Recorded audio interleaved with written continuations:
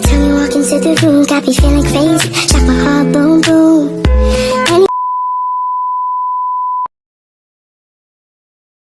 Assalamualaikum warahmatullahi wabarakatuh. Perkenalkan, nama saya Selviani Nupu. Saat ini saya menempuh pendidikan di Universitas Bina Mandiri Gorontalo, Fakultas Sains, Teknologi dan Ilmu Kesehatan, jurusan D3 Analisis Kesehatan.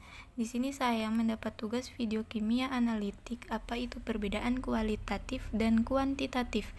Dosen pengampu saya Bapak Adnan SPD MSI. Selanjutnya saya akan memaparkan materi.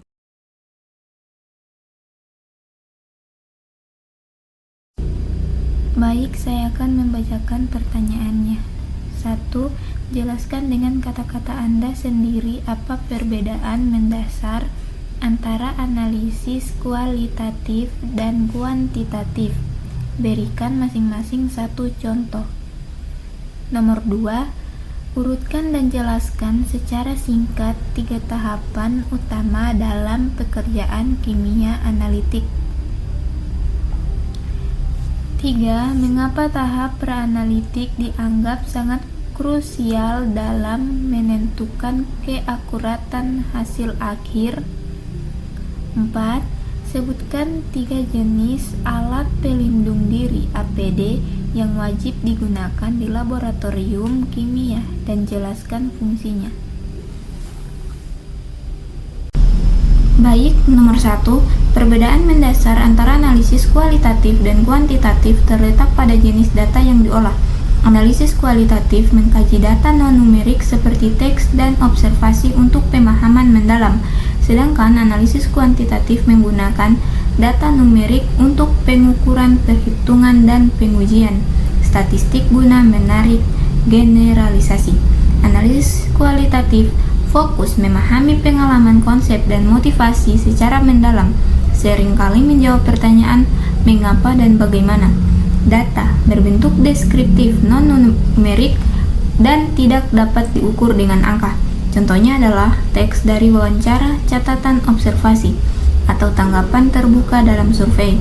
Proses data dikumpulkan melalui metode seperti wawancara mendalam atau observasi partisipatif.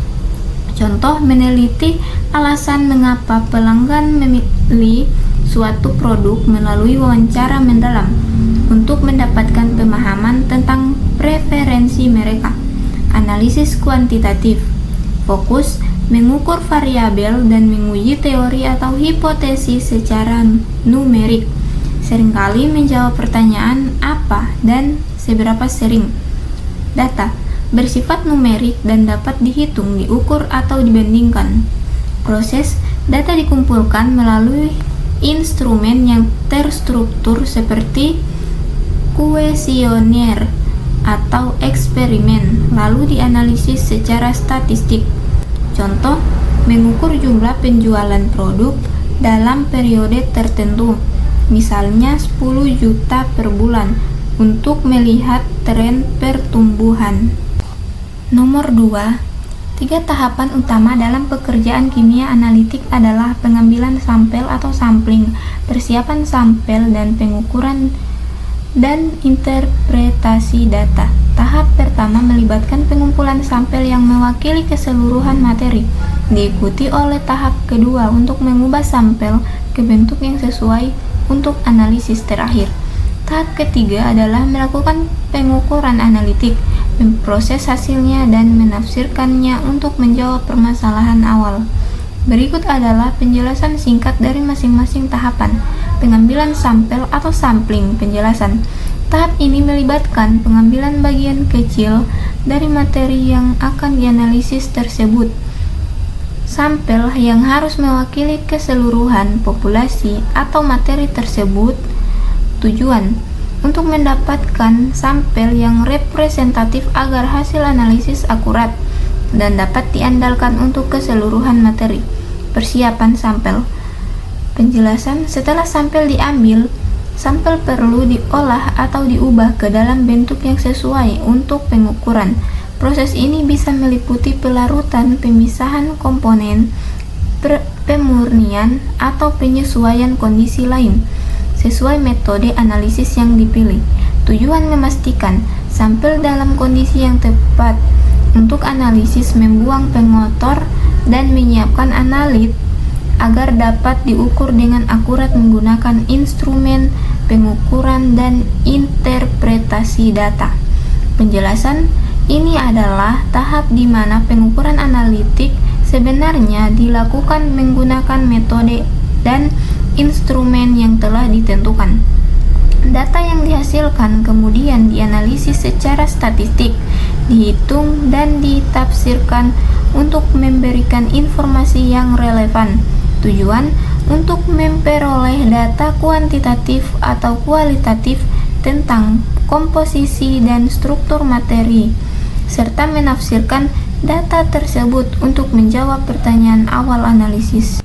Yang ketiga, tahap praanalitik sangat krusial karena mayoritas kesalahan hingga 70% dalam proses pengujian laboratorium terjadi pada tahap ini, yang meliputi identifikasi pasien, pengumpulan, dan penanganan sampel. Sebelum analisis sebenarnya, kesalahan dalam tahap ini dapat menyebabkan diagnosis yang tidak akurat dan perawatan yang salah, sehingga sangat penting untuk meminimalkan kesalahan untuk memastikan hasil laboratorium yang andal dan meningkatkan hasil perawatan pasien. Jas lab berfungsi melindungi badan dari percikan bahan kimia dan seringkali terbuat dari bahan tahan api atau campuran polister katun. Kacamata pelindung melindungi mata dari percikan bahan kimia, sedangkan sarung tangan melindungi tangan dari kontak langsung dengan zat kimia berbahaya seperti iritan atau luka bakar. Berikut adalah penjelasan fungsinya.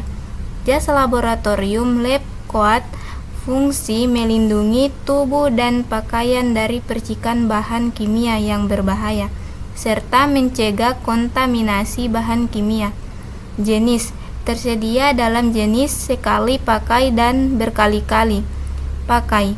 Untuk laboratorium kimia, jas yang terbuat dari material tahan api atau campuran polyester katun lebih cocok digunakan untuk melindungi dari bahan kimia dan potensi bahaya api.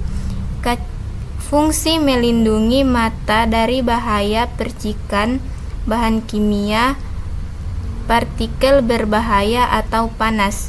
Penting untuk memastikan kacamata menutup dengan baik untuk memberikan perlindungan maksimal terhadap zat-zat yang bisa menyebabkan iritasi atau cedera pada mata. Sarung tangan pelindung fungsi melindungi kulit tangan dari kontak langsung dengan berbagai macam bahan kimia, mencegah iritasi, luka bakar, atau reaksi alergi. Material terbuat dari bahan seperti karet, nitril, atau lateks yang tahan terhadap berbagai jenis bahan kimia.